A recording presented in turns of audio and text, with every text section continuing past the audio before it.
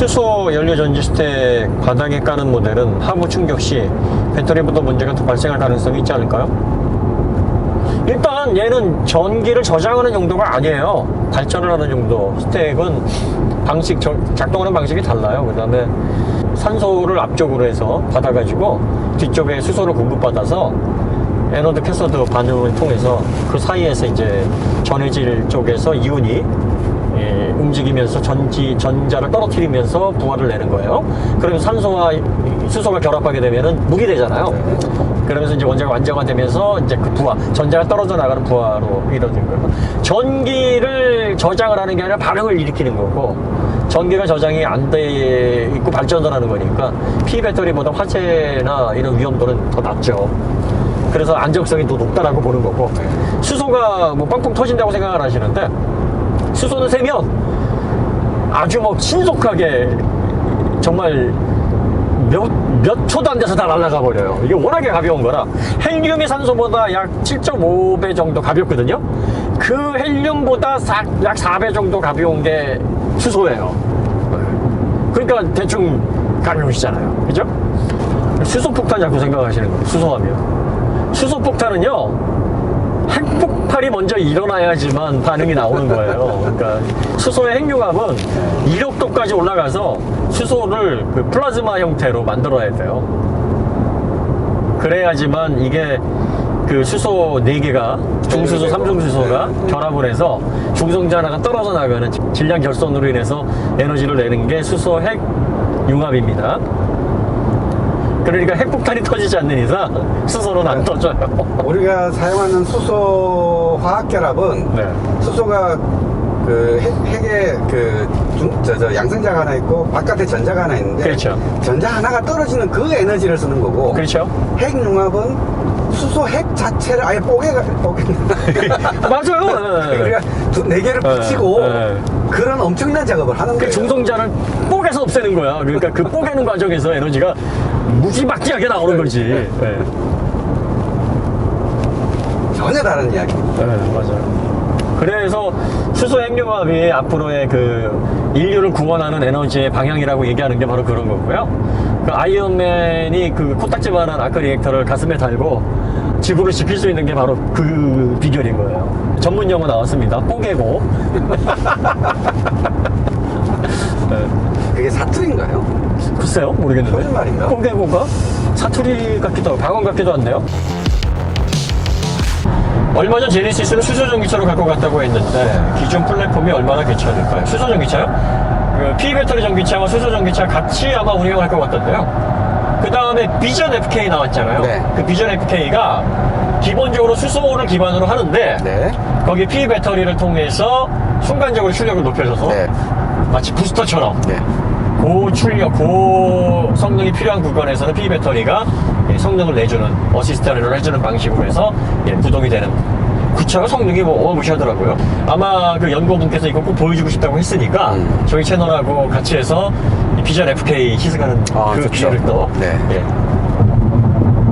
그러니까 수소를 기반적으로 하되 이 수소가 인프라가 아주 충분하지가 않고 수소 개질하는 게 문제잖아요. 네. 수소를 개질이라 그러니까 리포밍이라고 하죠. 개질. 리포밍이죠, 리포밍. 네. 네. 천연가스에서 고온에서 이제 분리를 시키는 거예요. 네. 그렇게 되면은 이제 뭐가 문제냐면 천연가스를 사와야 되잖아요. 그렇죠. 사와야 되니까 돈이 들어. 또 개질을 하게 되면 뭐가 문제냐면 H를 천연가스도 C하고 H가 막 이끄는 거거든요. 그렇죠, 그렇죠. H 다 떼고 나면 C가 있으니까 C에 O가 붙어서 CO2가 또 나오는 거잖아요. 그런데 문제가 H가 1kg 나오는데 네. CO2는 10kg이 나오는 게 문제예요.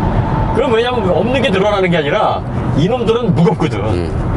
수소는 가볍고. 그렇죠. 그러니까 이걸 어떻게 줄일 수 있느냐. 그래서 CCUS. 네.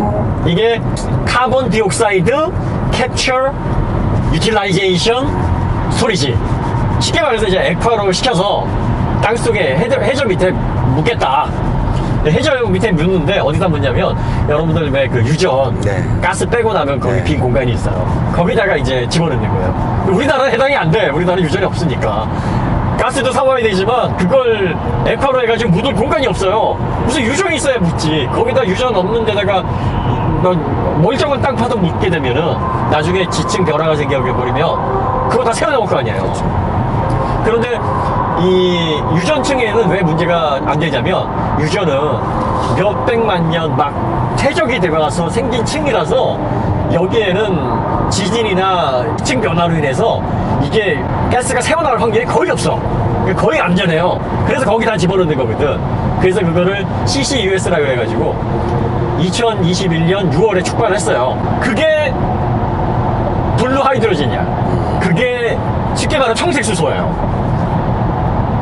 그런데 우리 청색수소를 하게 되려면 가스 사와가지고 그렇죠. 그걸 묻어야 청색수소가 되는데 안 되잖아요. 그러면 이제 녹색수소 하면 되지 않냐. 녹색수소는 풍력발전, 수력발전을 해야 되는데 우리나라에서 풍력발전, 수력발전 하게 되면 할 데가 어디 있어요. 노르웨이나 뭐 이런 나라들처럼 비가 녹아가지고 막 칼칼 물을 이러면 95% 되는데 이게 안 된단 말이지. 친환경 발전 녹색수소도 어려운 거야. 그래가지고 이제 우리나라에서 가능성 있는 게 청록수소. 근데 청록수소라는 거는 녹색수소와 청색수소의 중간적인 위치라고 보시면 돼요. 그러니까 산소를 차단을 하게 되면 뭐가 안 생겨요? CO2가 안 생겨. 안 생기지. 그러면 C가 뭐가 돼요? 분리가 되겠지. 카본이 되겠죠. 카본 블랙이 되지. 카본 블랙은 어디다 써요? 여러 가지로 쓰임새가 많겠죠. 타이어 소재, 타이어의 접지를 향상시키는 소재도 쓰고, 카본 컴포짓, 카본 만들 때 구조물 쓰거든요. 그러니까 천연기스 사와서 뭐 여러분들 왜 순 만들 때 네. 이렇게 불 지펴놓고 공기 안 들어가게 이렇게 덮어놔. 네. 그러면은 겉만 타고 속은 그렇죠. 이게 산화가 안 돼요. 네. 그래가지고 에너지가 남아있다고. 그래가지고 이제 그거를 수소로 쓴단 말이에요. 그거 생각하면 돼요. 그러니까 수소를 그런 식으로 추출을 하는 거지. 산소 차단을 해서. 그러면 카본 블랙대로 그 쓰임새가 많거든. 카본 필라멘트를 만들어서 컴포지트 만들 수도 있고, 또 이걸 타이어에 섞어서 쓸 수도 있고, 예, 판매하고 또 수소를 빼서 이렇게 해서 하게 돼요. 우리나라 청록수소, 요게 이제 사실은 방식이죠. 미생물 수소는, 바이오 수소는 미생물로 만드는 거예요. 그러니까 미생물 분해라는 거죠. NA1 같은 거. 네. 심해 미생물이라고 하는데, 그것도 어떻게 발견했대? 그러게요. 65도에서 85도 환경에서 활동하는 건데, 이게 이제 수소를 분리를 해내요. 그래서 이제 그걸 유전적으로 변이를 시켰대요. 그래서 성장 속도를 5배, 생산량을 100배. 이 연구가 진행되고 있는데, 해수부하고 해양과학연구원에서 그거 지금 우리나라에서 지금 하고 있대요. 그래가지고 이제 수소는 이렇게 개제를 하거나 아니면 전기분해는 이제 친환경 발전을 해가지고 네. 그걸로 전기분해를 하는데, 전기분해를 하려면 수조가 큰 게 필요한데 지금은 전기를 그냥 쓰는 게 더 싸요.